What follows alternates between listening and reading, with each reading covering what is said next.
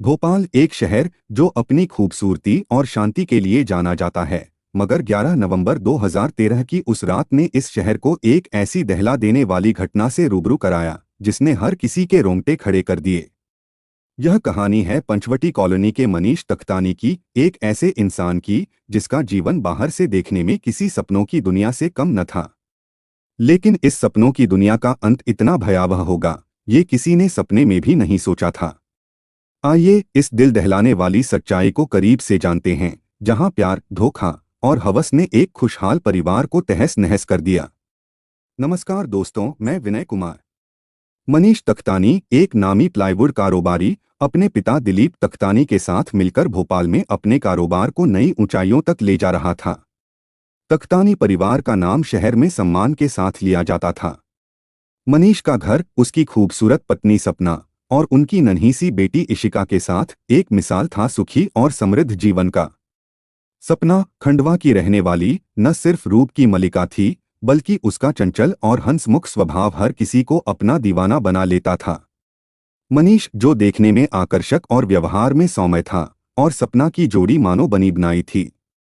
2007 में हुई उनकी अरेंज मैरिज में दोनों परिवारों की रजामंदी थी और सब कुछ इतना परफेक्ट था कि कोई कमी ढूंढना मुश्किल था।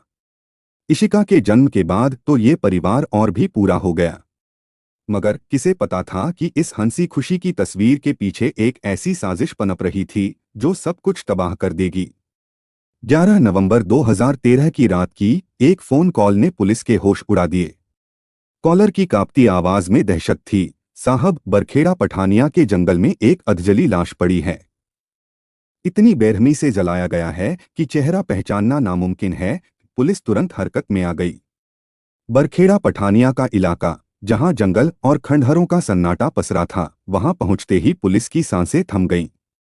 लाश का ऊपरी हिस्सा पूरी तरह जल चुका था, चेहरा तो जैसे राख में तब्दील हो गया था, मगर पैरों का हिस्सा, जो आग की लपटों से बचा था, अब भी वैसा ही था। पुलिस की नजरें उस भयावह मंजर को देखकर सिहर उठीं। ये सिर्फ एक लाश नहीं थी, ये एक अनसुलझी पहेली थी। पुलिस ने आसपास की तलाशी शुरू की। एक लाइटर, माचिस और एक पेट्रोल का कंटेनर मिला, जो इस क्रूर हत्या की कहानी का हिस्सा थे। लाश को स्ट्रेचर पर लादकर पोस्टमार्टम रूम भेजा गया, मगर उससे पहले पुलिस ने आखिरी बार लाश की तलाशी ली। जली हुई पैंट की जेब से 4,000 रुपए और एक गैस सिलेंडर की रसीद बरामद हुई। ये रसीद पुलिस के लिए एक सुनहरा सुराग थी। रात का समय था, मगर पुलिस ने इंतजार नहीं किया। गैस गोदाम के मालिक को देर रात ही बुलाया गया। रसीद देखते ही उसने बताया, ये पंचवटी कॉलोनी में मनीष तख्तानी के घर का पता है। पुलिस का दिल धक धक करने लगा। क्या ये लाश मनीष की थी? अगली सुबह पुलिस मनीष के घर पहुंची। वहां का माहौल पहले ही उदास था। मनीष के पिता दिलीप ने बताया, मेरा बेटा कई दिनों से गायब है। पुलिस ने परिवार को अधजली लाश की तस्वीरें दिखाईं। जैसे ही दिलीप की नज़र जीन्स और हाथ में सोने की अंगूठी पर पड़ी, उनका दिल टूट गया। वो चीख उठे, ये मेरा मनीष है। परिवार में कोहराम मच गया। इशिका की मासूम आंखें अपने पिता को ढूंढ रही थीं, और सपना का चेहरा गम में डूबा था। मगर क्या वो आंसू सच्चे थे, या फिर एक खतरनाक खेल का हिस्सा? पुलिस ने मनीष की पहचान तो कर ली, मगर सवालों का जाल अभी बाकी था। कौन था वो शातिर जिसने मनीष को इतनी बेरहमी से मारा? क्यों उसकी लाश को जलाया गया? पुलिस ने मनीष के बैकग्राउंड की छानबीन शुरू की। एक सफल कारोबारी जिसका कोई दुश्मन नहीं था, जिसका परिवार खुशहाल था। पुलिस को शक हुआ कि शायद कारोबार की रंजिश इसका कारण हो। मगर तभी कहानी ने एक नया मोड़ लिया। मनीष की कॉल डिटेल्स से पता चला कि हत्या से पहले उसे एक नंबर से बार बार कॉल आए थे। उस नंबर की जांच की गई, और जो सच सामने आया, उसने पुलिस को भी हैरान कर दिया। वो नंबर कोई और नहीं, मनीष की पत्नी सपना का था। सपना, जिसे देखकर कोई नहीं कह सकता था कि उसके दिल में इतना बड़ा राज छुपा है। पुलिस ने जब उससे सख्ती से पूछताछ की, तो सपना टूट गई। उसने जो सच बताया, वो किसी के लिए भी यकीन करना मुश्किल था।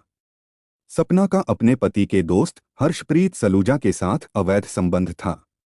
हर्षप्रीत और मनीष के परिवार पहले पड़ोसी थे, और यहीं से सपना और हर्ष की नज़दीकियां बढ़ी थीं। सपना, जो मनीष के साथ रहना नहीं चाहती थी, ने अपने प्रेमी हर्ष के साथ मिलकर एक खौफनाक साजिश रची। 11 नवंबर की रात सपना ने मनीष को कोहफिजा बुलाया। वहां हर्ष ने मनीष की कार में उस पर गोलियां दाग दीं, सिर और पेट में 3 गोलियां। फिर लाश की पहचान मिटाने के लिए उसे बरखेड़ा ले जाकर डीजल डालकर जला दिया गया। हर्ष ने मनीष की कार को चेतक ब्रिज पर साफ किया और कार को कस्तूरबा नगर में छोड़ दिया ताकि पुलिस का शक चोरों की तरफ जाए। पुलिस की जांच में एक के बाद एक खुलासे हुए। सपना ने पहले भी हर्ष के साथ भागने की कोशिश की थी, मगर मनीष ने उसे माफ कर वापस बुला लिया था। मगर इस बार सपना ने मनीष को हमेशा के लिए रास्ते से हटाने का फैसला किया। 4 साल तक चले मुकदमे के बाद भोपाल की जिला अदालत ने सपना और हर्ष को उम्रकैद की सजा सुनाई। मगर हैरानी की बात यह थी कि सजा सुनते वक्त सपना के चेहरे पर कोई पछतावा नहीं था। वो हंस रही थी, जैसे उसे अपनी करतूत पर कोई मलाल ही न हो। हर्ष ने भी पुलिस के सामने सारी साजिश उगल दी, मानो उसे अपने गुनाह का कोई डर ही न था। पुलिस शुरू में इस केस को सुलझाने की उम्मीद छोड़ चुकी थी। अधजली लाश, कोई ठोस सुराग नहीं और एक शातिर साजिश, ये सब पुलिस के लिए एक पहेली थी। मगर उस गैस सिलेंडर की रसीद ने पुलिस को मनीष तक पहुंचाया और फिर कॉल डिटेल्स ने सपना और हर्ष की साजिश को बेनकाब कर दिया।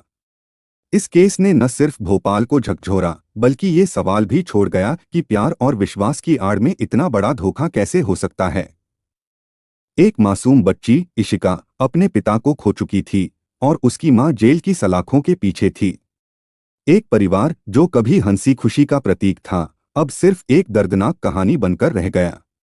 पुलिस ने भी बॉडी की पहचान कर एक सवाल का जवाब तो ढूंढ लिया था, लेकिन अब भी कई सवालों का जाल पुलिस के सामने बिछा हुआ था। और सबसे पहला सवाल तो यही था कि आखिर मनीष को इतनी बेरहमी से मारा किसने है।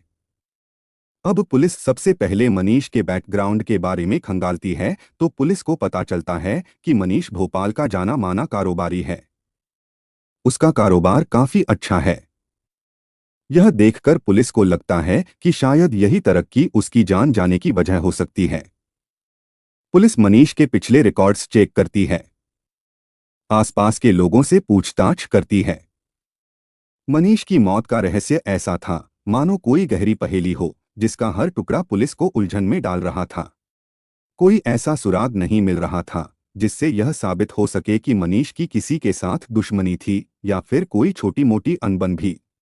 फिर भी उसकी जली हुई लाश एक सुनसान खंडहर में पड़ी मिली थी। पुलिस का शक सबसे पहले मनीष के परिवार, खासकर उसकी पत्नी सपना की ओर गया। जब पुलिस ने सपना की जिंदगी की परतें खोलनी शुरू की तो एक ऐसी औरत की तस्वीर सामने आई जो हर किसी के दिल में अपनी जगह बना लेती थी। सपना का किसी भी परिवार वाले के साथ कोई झगड़ा नहीं था। शादी के बाद से ही उसने अपने ससुराल को इस तरह संभाला था मानो वह कोई जादूगरनी हो। सास-ससुर से लेकर मनीष तक सभी उससे बेहद खुश रहते थे। इसकी सबसे बड़ी वजह थी सपना की मीठी बोली, जो अनजान लोगों को भी अपना बना लेती थी। पड़ोसी हो या रिश्तेदार, हर कोई सपना की तारीफ करता था। पुलिस को सपना से जुड़ा कोई ऐसा सुराग नहीं मिला जिसके आधार पर उसे इस केस में कसूरवार ठहराया जा सके। सपना पर से शक हटने के बाद पुलिस के लिए यह केस एक अंधे कुएं की तरह हो गया।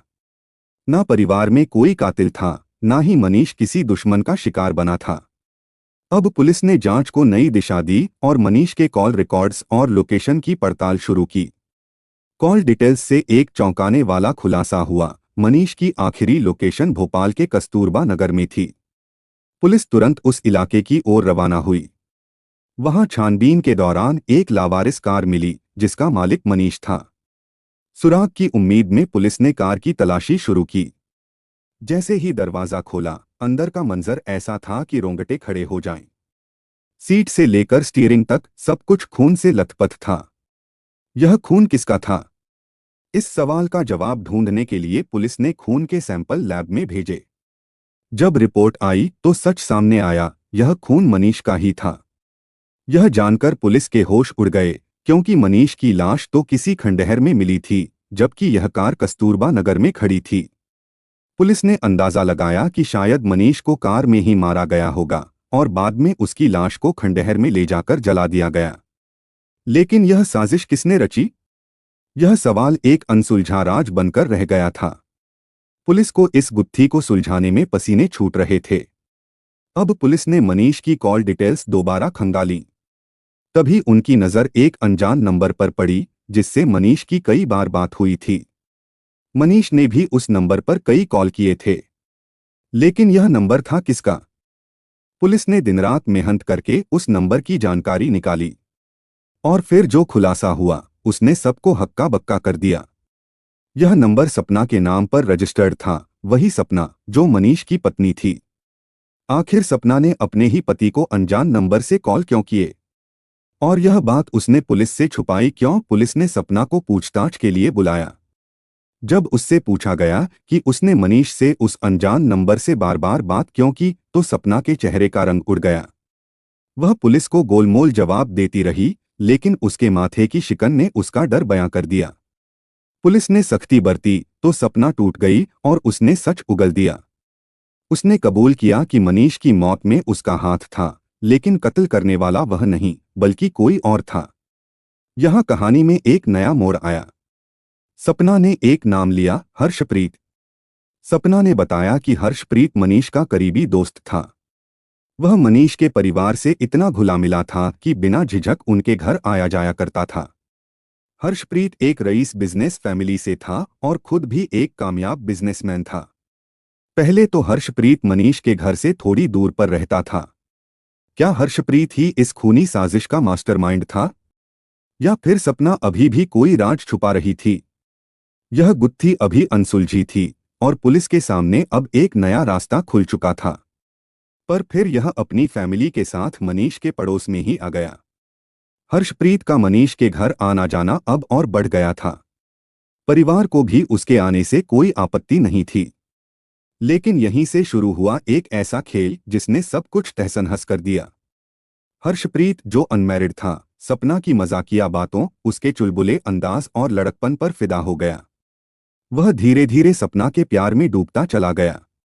दूसरी ओर सपना को भी एक ऐसे साथी की तलाश थी जो उसका अकेलापन दूर करे। मनीष अपने बिजनेस के सिलसिले में अक्सर घर से बाहर रहता था और सपना चाहती थी कि कोई उससे बातें करे, उसके साथ वक्त बिताए। हर्षप्रीत ने यही कमी पूरी की। शुरुआत में दोनों दोस्तों की तरह साथ घूमते, कॉल्स और मैसेजेस पर अपनी बातें शेयर करते। लेकिन धीरे धीरे यह दोस्ती प्यार की राह पर चल पड़ी। हर्षप्रीत जो कुंवारा था, सपना के साथ नई जिंदगी शुरू करना चाहता था। उसके लिए यह सब सामान्य था। लेकिन सपना, जिसकी शादी को कई साल हो चुके थे, जिसकी एक बेटी थी और मनीष जैसा अच्छा पति था, फिर भी वह हर्षप्रीत के साथ रिलेशनशिप में आ गई। उसे अपने धोखे का जरा भी पछतावा नहीं था। उसका मानना था कि हर्षप्रीत मनीष जितना ही अमीर है और उसके साथ जिंदगी में कोई कमी नहीं आएगी। इसी सोच के साथ सपना ने हर्षप्रीत के साथ नया रिश्ता शुरू किया और फैसला लिया कि मनीष को रास्ते से हटाना होगा। उसने सोचा कि मनीष की मौत के बाद वह विधवा बन जाएगी और फिर हर्षप्रीत शादी का प्रस्ताव भेज देगा। परिवार को भी विधवा की दूसरी शादी में कोई आपत्ति नहीं होगी। इस तरह दोनों आसानी से एक दूसरे का साथ पा लेंगे। प्लान तैयार था, बस मनीष को रास्ते से हटाने की बारी थी।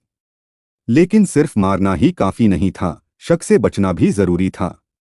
सपना ने हर्षप्रीत को सुझाव दिया कि मनीष को गोली मारकर उसकी लाश को ऐसी जगह फेंक दो जहां कोई उसे ढूंढ न पाए। हर्षप्रीत ने सपना की बात मानी। 11 नवंबर को उसने किसी काम का बहाना बनाकर मनीष को मिलने बुलाया। मनीष अपने दोस्त पर भरोसा करके अपनी कार लेकर चला गया। हर्षप्रीत ने मनीष को सच बता दिया, मैं और सपना एक दूसरे से प्यार करते हैं, लेकिन तुम्हारे जीते जी हमारा मिलन नामुमकिन है। यह सुनकर मनीष गुस्से से आग बबूला हो गया। उसे यकीन नहीं हुआ कि उसका दोस्त और पत्नी मिलकर उसे धोखा दे रहे हैं। वह सच जानने के लिए सपना को कॉल करने लगा, लेकिन तभी हर्षप्रीत ने अपनी बंदूक निकाली और एक के बाद एक गोलियां दाग दीं, एक मनीष के पेट में, दूसरी उसकी छाती पर। इस तरह मनीष की बेरहमी से जान ले ली गई। मनीष को रास्ते से हटाने के बाद अब उसकी लाश को ठिकाने लगाने की बारी थी। हर्षप्रीत ने लाश को वीरान जंगलों के एक खंडहर में ले जाकर डीजल डालकर आग लगा दी ताकि लाश की पहचान न हो सके। फिर उसने मनीष की कार को कस्तूरबा नगर में छोड़ दिया ताकि पुलिस सिर्फ उसी इलाके में उलझी रहे। लेकिन पुलिस ने न सिर्फ लाश ढूंढ निकाली बल्कि कार भी बरामद कर ली। सपना के बयान के आधार पर हर्षप्रीत को भी गिरफ्तार कर लिया गया। छानबीन में वह बंदूक भी मिल गई जिससे मनीष को मारा गया था। सच अब पुलिस के सामने था। दोनों आरोपियों के खिलाफ मनीष की हत्या का मुकदमा दर्ज हुआ। कोर्ट में केस शुरू हुआ। सुनवाई के दौरान सपना ने गुहार लगाई कि वह एक महिला है, उसकी एक छोटी बेटी है, इसलिए उसे नरमी बरती जाए। हर्षप्रीत ने भी अपनी कम उम्र और साफ रिकॉर्ड का हवाला देकर सजा कम करने की मांग की।